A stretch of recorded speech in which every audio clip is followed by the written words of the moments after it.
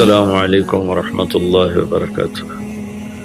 الحمد للہ رب العالمین والصلاة والسلام علی رسولہ الکریم وعلی آلہ وصحبہ اجمعین، اما بعد۔ ذو الحج کا مہینہ ہمارے مبارک مہینوں میں سے ایک مہینہ ہے کہ اس میں اللہ تعالیٰ نے حج اور قربانی یہ دو بڑے عمل اس میں جمع فرمائے ہیں۔ پوری دنیا سے حجاج کرام اس مہینے میں حج بھی کرتے ہیں اور پھر مینا میں آ کر قربانی کرتے ہیں، اور اللہ تبارک و تعالیٰ نے ان ایام کی قسم اٹھائی ہے، والفجر ولیال عشر والشفع والوتر واللیل اذا یسر هل فی ذلک قسم لذی حجر۔ اور کسی دن کی قسم اللہ نے ایسے نہیں اٹھائی، خاص کر اللہ کو عید کے دن کی قسم اٹھائے یا جمعے کی قسم اٹھائے یا لیلۃ القدر کی قسم اٹھائے، انا انزلناہ فی لیلۃ القدر وما ادراک ما لیلۃ القدر، یہ گفتگو فرمائی، خبر دی۔ لیکن والفجر، مجھے قسم ہے فجر کی، اس سے مراد 10 تاریخ کی صبح جو 9 کا دن گزار کے حج کا دن ہوتا ہے، اور وہ گزار کے جب 10 کی صبح یعنی قربانی کی جو صبح ہے، اللہ نے والفجر اس کی قسم اٹھائی۔ پھر ولیال عشر، یکم سے 10 ذو الحج کی جو راتیں ہیں ان کی قسم اٹھائی۔ والشفع، یہ 10 کے دن کی قسم اٹھائی۔ والوتر، اور یہ اللہ تعالیٰ نے 9 تاریخ کی قسم اٹھائی۔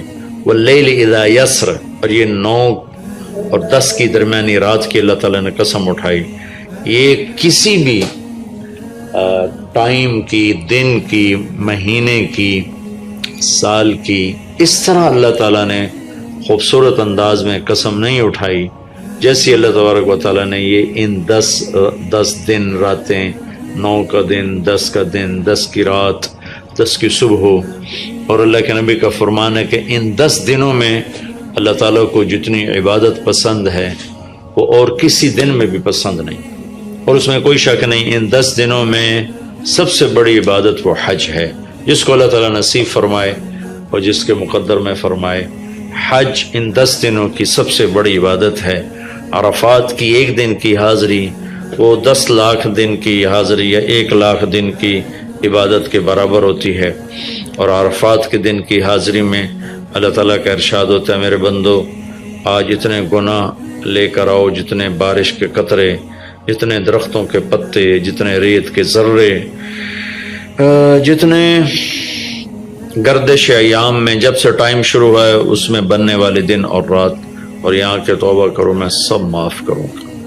اور عرفات کے دن جتنا شیطان ذلیل ہوتا ہے اتنا کسی دن بھی ذلیل نہیں ہوتا، اور میرے محبوب صلی اللہ علیہ وسلم نے یہ دن حج کا، عرفہ کا، زور اثر کٹھی پڑھ کے پھر سارا دن شام تک کوئی 5-6 گھنٹے مسلسل دعا مانگی، اور آپ نے فرمایا کہ اس وقت میرا اللہ میرے صحابہ پہ فخر فرما رہا ہے، اور قربان جاؤں خطاب کے بیٹے پر، فرمایا، اور عمر بن خطاب پہ اس وقت میرا اللہ خاص طور پہ خوش ہو رہا ہے، اور خاص طور پہ عمر بن خطاب پہ اللہ تعالیٰ فخر فرما رہا ہے۔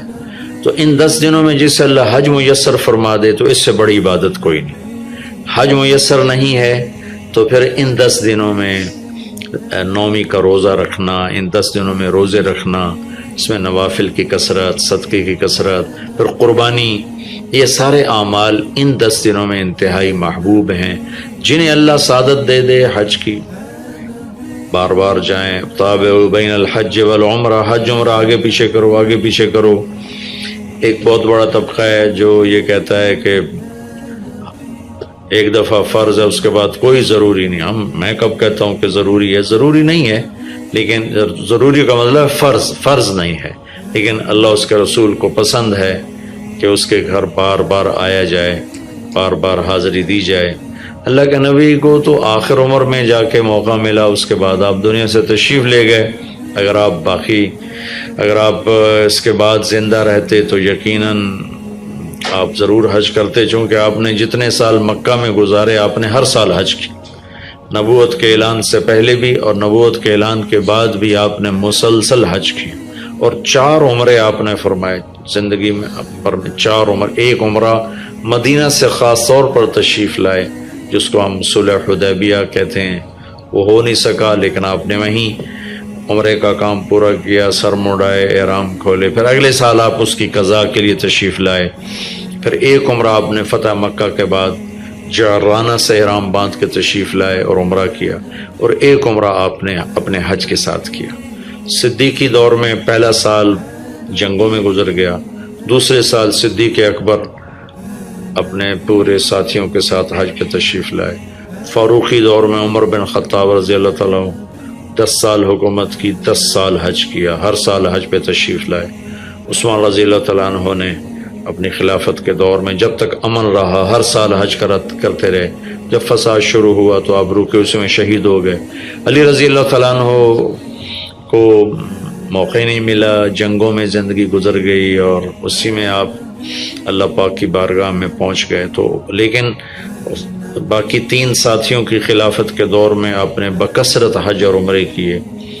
تو دین کے کسی عمل کو یوں کہہ کر ہلکا نہیں بنانا چاہیے کہ اس کی کیا ضرورت ہے، اتنا پیسہ خرچ کرتے ہیں، اس کی کیا ضرورت ہے، کسی غریب کو دے دیا جائے، یہ اس طرح تقابل نہیں کرنا چاہیے کہ اللہ کے گھر کی حاضری کو اتنا ہلکا نہیں سمجھنا چاہیے۔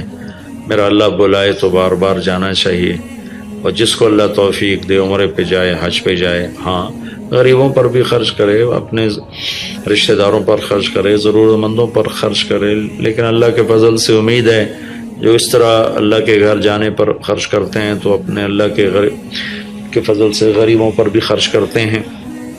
اس کو آپس میں یوں اس کا مقابلہ نہیں کرنا چاہیے، چیز اللہ کو پسند نہیں ہے۔ شہنشاہ کے، دنیا کے سب سے بڑے بادشاہ کے دربار میں حاضری کو ہم اتنا ہلکا نہ سمجھیں، بہت بڑی سعادت ہے۔ حضرت امام حسن کی سنا دیتا ہوں۔ امام حسن رضی اللہ تعالی عنہ نے 20 حج پیدل کیے، مدینہ سے پیدل تشریف لاتے تھے اور حج فرماتے تھے۔ 20 حج، یہ تو اہل بیت کیا جگر گوشہ رسول ہیں اور جگر اہل بیت ہیں، تو 20 حج فرمایا آپ نے، پیدل فرمائے، مدینہ سے تشریف لائے مکہ پیدل۔ ایسے امام حسین رضی اللہ تعالیٰ عنہ نے کئی حج پیدل مجھے ان کا عدد یاد نہیں، امام حسن کا مجھے یاد ہے 20 حج پیدل کے، اور اللہ کے نیک بندوں نے برس ہا برس اللہ کی بارگاہ میں پیدل حاضریاں دی ہیں۔ تو ان 10 دنوں میں عبادت کا ذوق بڑھنا چاہیے، نوافل بڑھائے جائیں، ذکر بڑھائے جائے، تلاوت بڑھائی جائے، ہمت ہو تو روزے رکھے جائیں، خاص طور پہ 9 تاریخ کا روزہ، پچھلے سال کے سارے گناہ معاف ہو جاتے ہیں ایک دن کا جو روزہ ہے۔ پھر اس کا دوسرا جو بڑا عمل ہے وہ قربانی ہے، اور یہ قربانی آدم علیہ السلام سے چلی آ رہی۔ وَاتْلُ عَلَيْهِمْ نَبَأَ ابْنَيْ آدَمَ بِالْحَقِّ إِذْ قَرَّبَا قُرْبَانًا فَتُقُبِّلَ مِنْ أَحَدِهِمَا وَلَمْ يُتَقَبَّلْ مِنَ الْآخَرِ۔ اس قربانی کی بنیاد تو آدم علیہ السلام سے پڑی ہے، لیکن ہمیں جو حکم ملا وہ سنت ابیکم ابراہیم، وہ ابراہیم علیہ السلام کی سنت ہے قربانی۔ ایک بہت خوبصورت قصہ ہے اور بہت عجیب و غریب قصہ ہے کہ اللہ پر سب کچھ لگا دینا۔ ایک شخص کو اولاد کے لیے دعا مانگتے مانگتے مانگتے کچھ 60 برس گزر گئے، 65 برس گزر گئے۔ رب ہب لی من الصالحین، یا اللہ مجھے نیک اولاد دے دے، نیک اولاد دے دے۔ نیک اولاد میری 84 سال کی عمر میں، اللہ نے 84 سال کی عمر میں بیٹا دیا۔ بڑھاپے کی اولاد تو دل پکڑ لیتی، اور ابھی چند دن نہیں گزرے تھے کہ اللہ نے کہا جاؤ اسے چھوڑ کے آؤ۔ یہ کہاں چھوڑ کے آؤں؟ کہ جبریل آئے گا تمہیں راستہ بتائے گا۔ تو جبریل انسانی شکل میں آئے، وہ براق کی طرح نہیں ہے سفر ہوا کہ ایک دم میں پہنچا دیا، بلکہ جبریل انسانی شکل میں آئے، اونٹنی پر سوار ہو کر، ابراہیم علیہ السلام دوسری اونٹنی پر، بچہ اور بیگم، اور ان کو فلسطین سے چلایا، اور چلاتے چلاتے چلاتے چلاتے جب مکے کے کالے پہاڑ آ گئے جہاں کچھ بھی نہیں ہے، نہ پانی نہ سایہ، کہ یہاں چھوڑ دو، بیت اللہ ٹیلا تھا اس وقت، یہاں چھوڑ دو۔ تو ابراہیم علیہ السلام جو آگ میں ڈلتے ہوئے نہیں گھبرائے، یہ بات سنی تو گھبرا کر کہنے لگے یہاں کیسے چھوڑ دوں، یہاں تو کچھ بھی نہیں ہے۔ تو جبریل نے کہا جی آپ کے اللہ کی منشا ہے کہ اس بچے کو یہیں چھوڑ دیا جائے، تو نے وہیں چھوڑا اور واپس چل دیا۔ اور حضرت ہاجرہ حیران پریشان ہو گئی، کہاں چھوڑ کے جا رہے ہو، کیوں چھوڑ کے جا رہے ہو، جواب نہیں دے رہے۔ 3 میل ان کے ساتھ چلتے نہیں، وہ جواب ہی نہیں دے رہے۔ 3 میل کے بعد ان کو یاد آئی یہ تو اللہ کے نبی ہیں۔ اللہ امرک، ابراہیم کا یہ اللہ کا حکم ہے؟ کہاں اللہ کا حکم ہے؟ اذن لن یضیعن اللہ، جاؤ پھر اللہ مجھے ضائع نہیں کرے گا۔ اس طرح بنیاد رکھی، بچے کو ایسے جنگل میں چھوڑا۔ جب وہ بڑے ہو گئے تب حکم آیا جاؤ ذبح کرو۔ تو اب آپ کی عمر ہو چکی ہے کوئی 92 سال یا 94 سال، 90 پلس ہے، 100%۔ فلسطین سے چلے مکہ جا رہے ہیں، کیا کرنے جا رہے ہیں؟ بچہ ذبح کرنے جا رہے ہیں، کوئی مرغی اور بکرا ذبح کرنے نہیں جا رہے۔ پھر ان کو تیار کرا کے مینا کی وادی میں لا کر کہنے لگے بیٹا اللہ کا حکم ہے تمہیں ذبح کر دو۔ تو بیٹے نے کہا یا ابت افعل، تو آپ کر دیں جو کرنا ہے۔ ابراہیم علیہ السلام کہنے لگے تو یہ خبر ابھی ہے میں کیا کہہ رہا ہوں؟ کہ جی مجھے پتہ ہے، آپ کہہ رہے ہیں مجھے ذبح ہونا ہے تو آپ کے بدلے میں مجھے اللہ ملے گا، وہ آپ سے بہتر ہے، اور دنیا کے بدلے میں جنت ملے گی، وہ دنیا سے بہتر ہے۔ پھر معصوم بچے نے کہا ابا میرے ہاتھ باندھنا، مجھے الٹا لٹانا، اور پھر فرمایا کہ مجھے اپنا کرتا اتارا اور کہا کہ یہ میری اماں کو دے دینا، میری نشانی رہے گا، اور آپ اپنے کرتے میں مجھے کفن دے کے ادھر دفن کر دینا۔ تو ان کے ہاتھ باندھے، پاؤں باندھے، الٹا لٹایا، اپنا گھٹنا رکھا ان کی کمر پر، ان کے سر کے بال اٹھائے اور تھوڑا سا اوپر کر کے نیچے چھری چلانے کے لیے، ایک ہاتھ میں بال تھے ایک ہاتھ میں چھری تھی، اور یوں آسمان کو دیکھا کہ اللہ تو مجھ سے ناراض ہو گیا ہے کہ اسماعیل کی محبت نے میرے دل میں جگہ پکڑ لی ہے۔ نہیں میرے مالک، میرے دل میں تیرے سوا کچھ نہیں ہے، اگر میرا کوئی امتحان ہے تو پاس کر دے،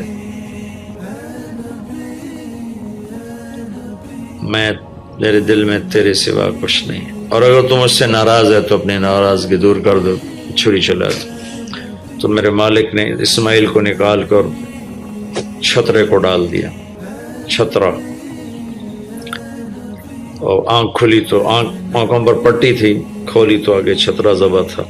نبی پاک صلی اللہ تعالی علیہ وسلم قربانی کے موقع پر 2 چھترے، بکرا نہیں، بھیڑ نہیں، گائے نہیں، بھینس نہیں، 2 چھترے ذبح فرماتے تھے قربانی کے، ایک اپنی طرف سے ایک امت کی طرف سے۔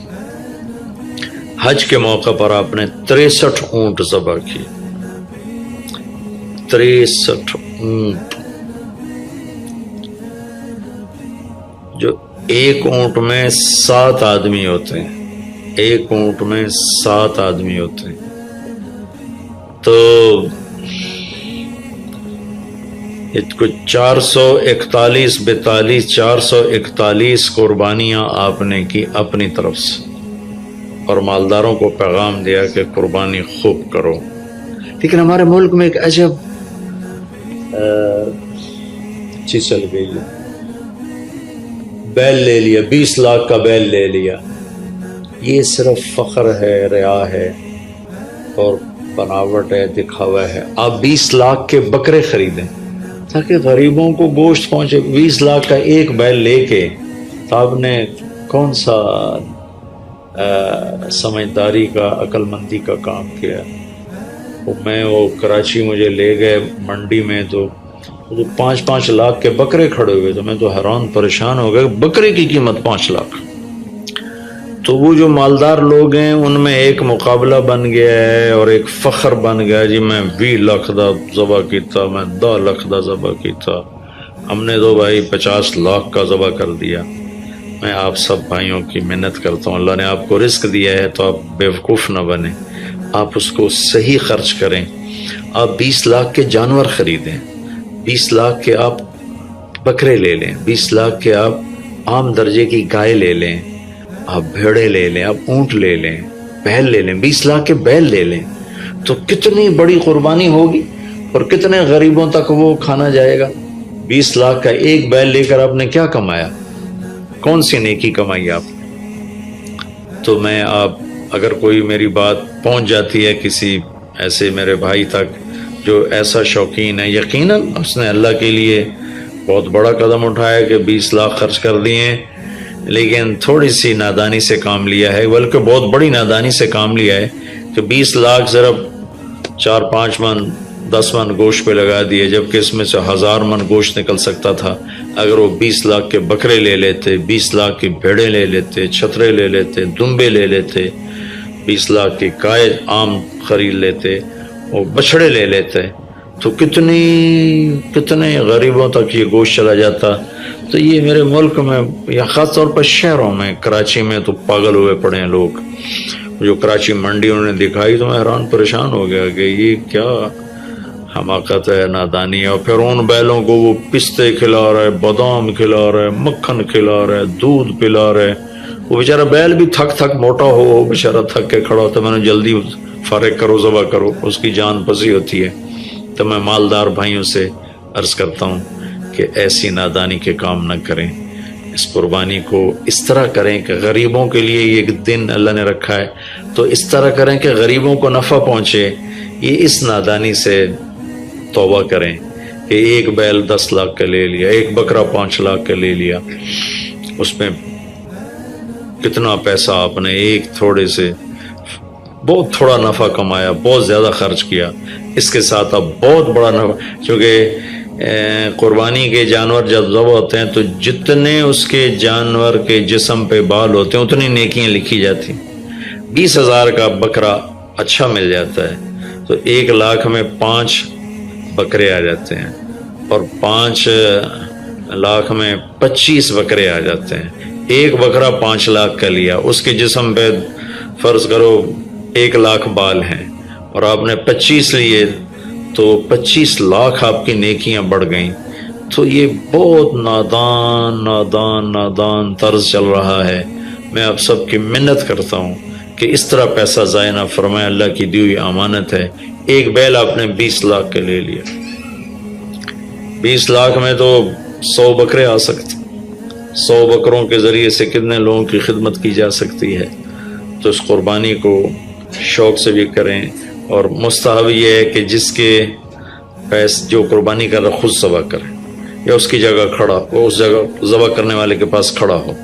قربانی کے گوشت میں سے قربانی کی قیمت نہ دی جائے، قربانی کی اجرت نہ دی جائے، اجرت اس کے علاوہ دی جائے، اور اس کی کھال کا صدقہ کر دیا جائے۔ جہاں آپ مناسب سمجھیں وہاں آپ اس کا صدقہ کر دیں تاکہ وہ بھی اللہ کے راستے میں خرچ ہو جائے، استعمال ہو جائے۔ تو ان 10 دنوں کی اللہ تعالیٰ نے بڑی فضیلت رکھی ہے۔ اللہ تعالیٰ ہمیں ان کی قدردانی کی توفیق نصیب فرمائے۔